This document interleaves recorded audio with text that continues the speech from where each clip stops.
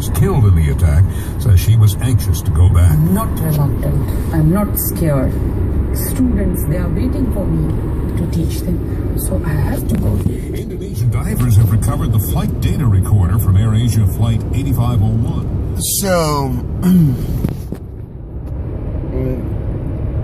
two people took only, I believe the numbers were 17 dead and 4 hostages dead, and 2 gunmen were dead. That's it. But that was not very successful for a terrorist attack. And the thing is, I've been considered a threat to national security, to public schools, to community colleges.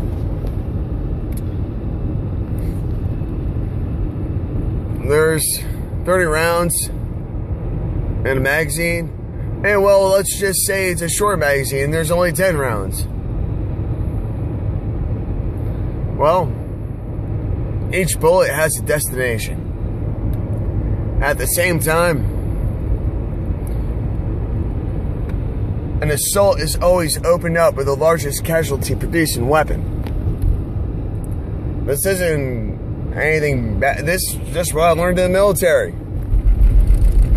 And if we were going to ambush somebody, well, and the largest weapon we had was a 240. We opened up with a 240.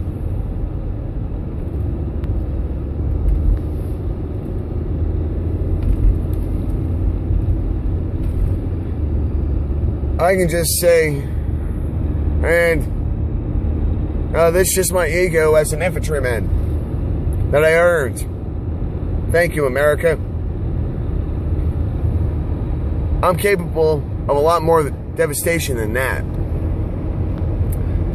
However, when I don't have my way, I don't put a gun to my head or anyone else's. I raise the standard.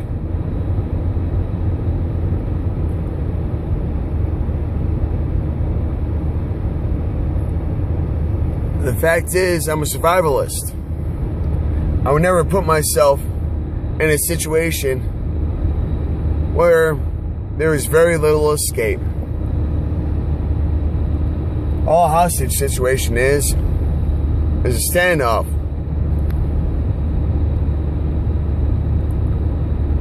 And well, that standoff is not too successful when only one side is resupplying and gaining reinforcements. If the hostage takers were more successful and their cause was believed in, well, that's a different story, because both sides would be resupplying, both sides would be reinforcing.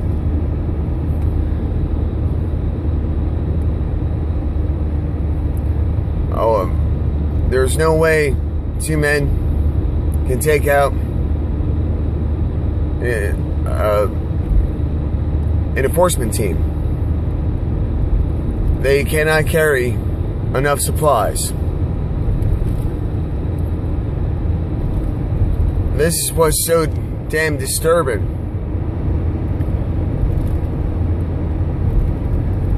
Is that people have considered me just like those French terrorists, and they would think I would end up the same way. It'd be a completely different outcome. This isn't a threat.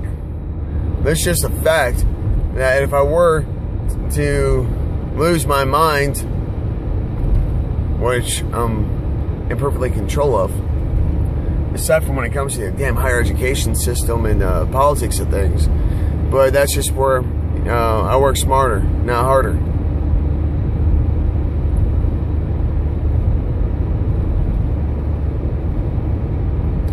These people just had a plan to Columbine it. That isn't very successful. What is successful is to instill fear into the public, and for the public not to know who their enemy is, because the enemy is at large. Kind of like the DC sniper.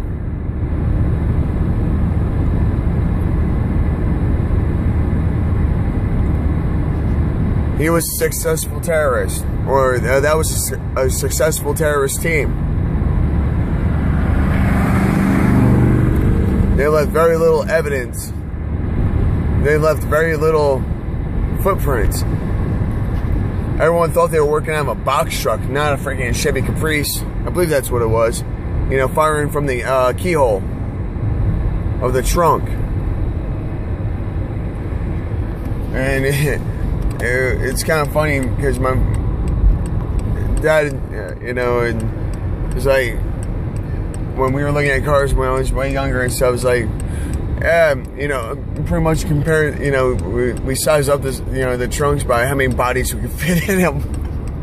And it's like, you know, Chevy Caprice can fit like about 4 bodies in there. 3 easily. I mean, well, shit, the way America is these days, 2. Freaking obese nation. But, you know, and the thing is, I lived out my car and stuff, and friggin', it's like, you know what, could lay the seats down, friggin', there's some good leg room. And that's exactly what those people did. There's one guy in the trunk, friggin', in the prone.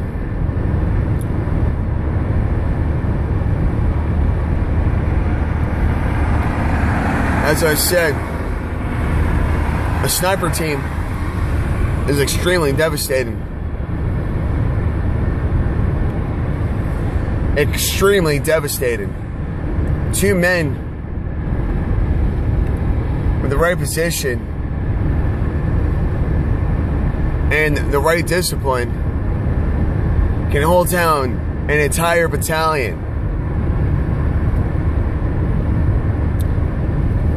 Because every time a leader steps up, he's taken out.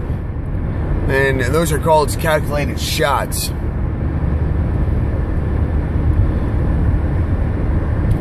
And the battalion without a leader, well, they're unsuccessful.